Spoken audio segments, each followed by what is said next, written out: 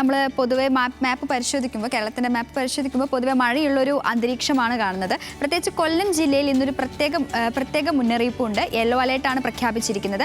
ഒറ്റപ്പെട്ട ശക്തമായ മഴയ്ക്കുള്ള സാധ്യതയാണ് കാലാവസ്ഥാ വകുപ്പിൻ്റെ പ്രവചനം. അതേസമയം സംസ്ഥാനത്ത് മഴയോടൊപ്പം ഉയർന്ന ചൂടും റിപ്പോർട്ട് ചെയ്യപ്പെടുന്നുണ്ട്. ഈ ചൂട് കനക്കുന്ന സാഹചര്യത്തിൽ ഇന്ന് കൊല്ലം, പത്തനംതിട്ട, കോട്ടയം, എറണാകുളം, തൃശൂർ, പാലക്കാട് ജില്ലകളിൽ ഇന്ന് യെല്ലോ അലേർട്ടാണ്.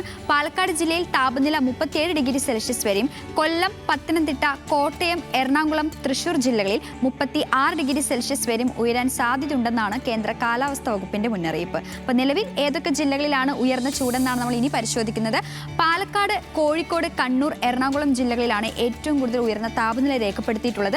പാലക്കാട് ജില്ലയിൽ 37 degree Celsius, Kozhikode 36 degree Celsius, Kannur, Ernakulam ജില്ലകളിൽ 35 ഡിഗ്രി സെൽഷ്യസ് ആണ് താപനില രേഖപ്പെടുത്തിയിട്ടുള്ളത്. ശേഷം കോട്ടയം, തിരുവനന്തപുരം ജില്ലകളിലാണ്. കോട്ടയം 34 ഡിഗ്രി സെൽഷ്യസും തിരുവനന്തപുരം 33 ഡിഗ്രി സെൽഷ്യസും. നിലവിൽ രണ്ടാമതായി ഉയർന്ന താപനില രേഖപ്പെടുത്തുന്നത് ഈ രണ്ട് ജില്ലകളിലാണ്. മാത്രമല്ല, കള്ളക്കടൽ പ്രതിഭാസത്തിന്റെ ഭാഗമായി പുറപ്പെടുവിക്കുന്ന പ്രത്യേക ജാഗ്രതാ നിർദ്ദേശം കൂടിയുണ്ട്. കന്യാകുമാരി തീരത്ത് ഇന്ന് ഉയർന്ന തിരമാലകൾ കാരണം കടലാക്രമണത്തിന് സാധ്യതയുണ്ടെന്ന് ദേശീയ സമുദ്രസ്ഥിതി പഠന ഗവേഷണ കേന്ദ്രത്തിന്റെ മുന്നറിയിപ്പുണ്ട്.